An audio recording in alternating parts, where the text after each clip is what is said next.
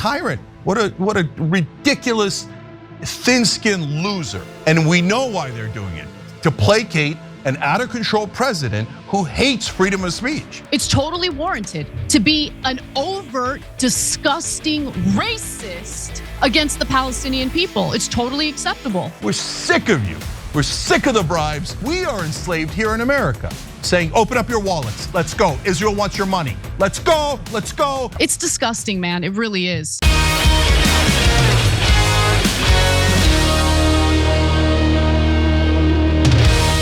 On what Jimmy Kimmel said. So was it wrong? Yes. Okay, so should they have taken him off the air? Well, brother, he's not a news anchor. He's a comic. It was the setup to a joke. Trump is going around going, I got Colbert, now I want Kimmel. We're gonna cancel all of them. They better not criticize me. And in the context of that, now you take Kimmel off after CBS took Colbert off. And CBS took him off while they were trying to approve a merger. Now next starts taking Kimmel off while they're trying to approve a merger. This looks terrible, and it is terrible. If there's one thing that Charlie Kirk stood for, it was freedom of speech.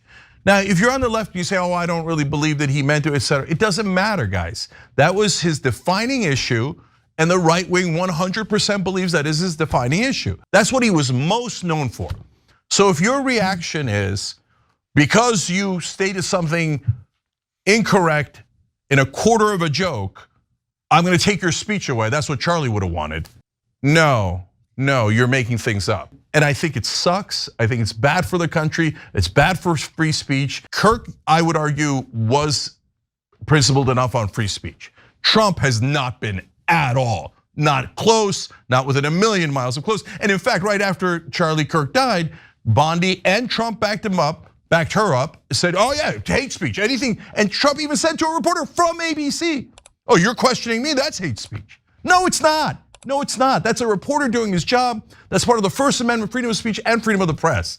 And Trump doesn't understand that. And so now taking out people who make fun of a politician to serve that up on a silver platter to Trump, no way, disgusting. If Greg Gutfeld had made the similar joke, would I say, that's it, Greg Gutfeld, I can't believe you made a joke.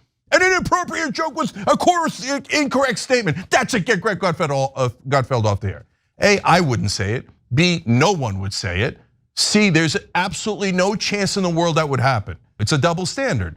And who's the double standard applied to? The enemies of the president. Let's be honest. If Joe Biden did this, as I demand every comic who criticizes me be taken off the air, otherwise I won't approve mergers.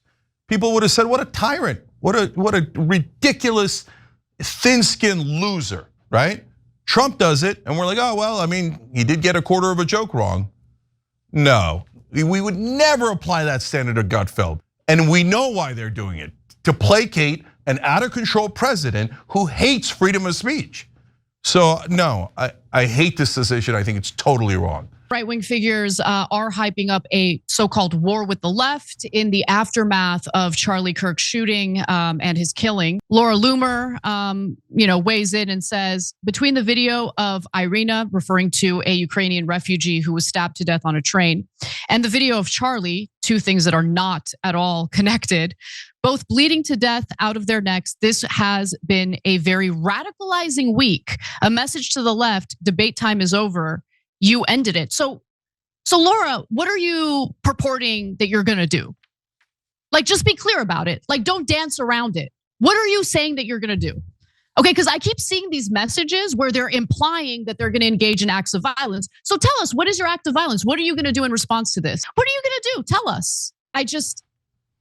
The pearl clutching from the right is really bothering me, considering the record, the very real existing record of their calls for violence or their mocking of left-wing figures being harmed in any way. It's just, this whole thing is ridiculous. Rather than taking the temperature down, rather than trying to find a way to ensure that there isn't additional violence, you have a sitting member of Congress, talking about the need to permanently censor people on the left for their political speech, even if I find it detestable, disgusting, insidious, whatever it is. Charlie didn't hate Jews. He loved Jews. He had tons of friends who were Jews. He loved the state of Israel. He loved going there. He did not like Bibi Netanyahu, and he said that to me many times. Ted Cruz said in response to Tucker Carlson, I'm getting really tired of Tucker and his cronies falsely claiming Charlie agreed with me that Israel is terrible and the problem in America is all the damn Jews. Tucker Carlson actually said the opposite of that. He did not say that Charlie Kirk hated the Jews.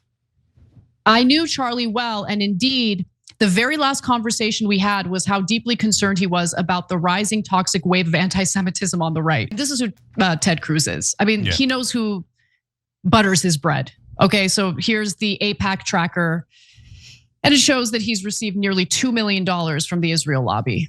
If the head of the Heritage Foundation, very right-wing think tank, Project 2025, et cetera, right? If he came out, the CEO of Heritage Foundation was like, Charlie, before he passed away, he said, the Heritage Foundation is the greatest thing ever, and you should all support the Heritage Foundation. You'd be like, oh my God, what a cheesy jerk. Oh, it's just so distasteful. Now, Netanyahu does the same exact thing, and you criticize him as you would anyone, and Ted Cruz and everybody else jumps in, anti-Semite! Are you kidding me? Get the hell, I mean, you guys sound ludicrous. Because that's their one trick pony. One trick pony on this side is give me money, give me money, give me money, give me 2 million, 1 million, 3 million, give me money, okay? And then the other side is anti-Semite, anti-Semite, give me more, anti-Semite, anti-Semite. No one's allowed to question Israel. Well, guess what, Ted Cruz? Guess what, the entire United States government, yes, Joe Biden, yes, Donald Trump, we're questioning Israel. So sad day for you. Go cry into your money, into your bag of cash. Netanyahu bribed me. I wonder if I'm going to keep getting bribes. I'm going to call everybody. We're sick of you. We're sick of the bribes from any source. It is not difficult to distinguish between a foreign government and a foreign military and the entirety of an identity, of a group of people. Okay, for me, it's not hard at all. For me, the criticisms of the Israeli government and the actions they have taken since October 7th, even before October 7th, is not an indictment of Jewish people overall. It is an indictment of the Israeli government and the Israeli military. But you know what, Cenk? Jerry Seinfeld is not stupid. I actually think he's a brilliant man. And he knows the difference. He just doesn't like the criticism of Israel. So a very easy way, a very effective way, may I add, to silence critics of Israel's genocidal acts is to just accuse them of hating Jews and being anti-Semites. And I'm disgusted by that because by doing that, what they are effectively communicating to the world is that anyone who has a problem with genocidal acts is by definition an anti-Semite. And so he is, I don't know whether it's intentional, unintentional. I think it's unintentional. He's unintentionally making anti-Semitism seem like a good thing. No, Jerry Seinfeld's racist. It sucks, but yeah, that's what it is. He doesn't see Palestinians as humans. And that's totally warranted here in America, by the way. It's totally warranted to be an overt, disgusting racist against the Palestinian people. It's totally acceptable. Yeah. It's disgusting, man. It really is. It's shameful. And it's a stain on this country that we have this type of ideology just freely and openly being communicated and celebrated. Look, I think we would all, every single person I know, I don't know of anyone who would not rather see a negotiated settlement in which Hamas agrees to no longer be a terrorist group, lay down their arms, free the hostages. So that would be the ideal outcome, one we would all like to see. It's one that's been worked on.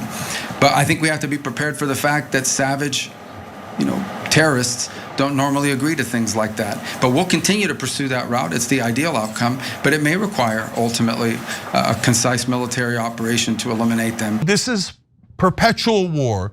And why? Why does Israel want perpetual war? The whole point of Israel was supposed to be a safe haven for Jews. How does endless war equal safe haven? It doesn't. This isn't about that. This is about greater Israel. And it's not like they're hiding it. Marco Rubio says, this Hamas, we can't negotiate with them. We have every to time you murder ring them the all. bell below, because they want to kill Israelis. So totally not true. While we're murdering but it does all keep of them, you by the way, updated on we our murdered live shows. Over 64,000 Palestinians at a bare minimum. Now the former head of the IDF admits, we'll get to it in a minute. Over 200,000 casualties in Gaza. Who are the murderers, Marco Rubio? Okay, and then he says And they don't want Israel to exist. Netanyahu reconfirmed, now this is multiple times and they've already voted on it, but he said it again this past week. He said there will never be a Palestine. Okay, so it is the Israelis who are preventing the Palestinians from existing, the Palestinian state from existing, because they're vicious racists against the Palestinians. They don't believe that they're real human beings. They've dehumanized them, they've slaughtered them, they've starved them, they've occupied them, they've enslaved them. And now we are enslaved here in America, saying, open up your wallets, let's go. Israel wants your money, let's go, let's go. And if you dare to disagree, that's it, we're gonna target you. We're gonna say that, oh yeah, oh terrorism, oh you support Palestinians, oh I can't believe you support other human beings. That's it. Take away, as Stephen Miller just said, your money, your power, threaten to arrest you, take away your passport, deport you, etc. You're not allowed to disagree with Israel. And if you think you have freedom in America, you have freedom with an asterisk, except your entire government will work for Israel. And if you dare defy Israel in any way, we're gonna target you and you will pay for Israel's endless wars. Otherwise, we're gonna call you a terrorist. So that's who this scum Marco Rubio is. He's one of the worst people that's ever been in government. All he does is represent a foreign country and not us. And that doesn't apply to everybody in the Trump administration. Before Trump got neutered, he was actually defying Israel time to time. Steve Witkoff was actually trying to do real peace negotiations. I might not have agreed with his position, but it was a real effort there. Now that effort is over. So the anti-war president is now delivering you permanent war, paid for by us. Every time you ring the bell below, an angel gets his wings. Totally not true, but it does keep you updated on our live shows.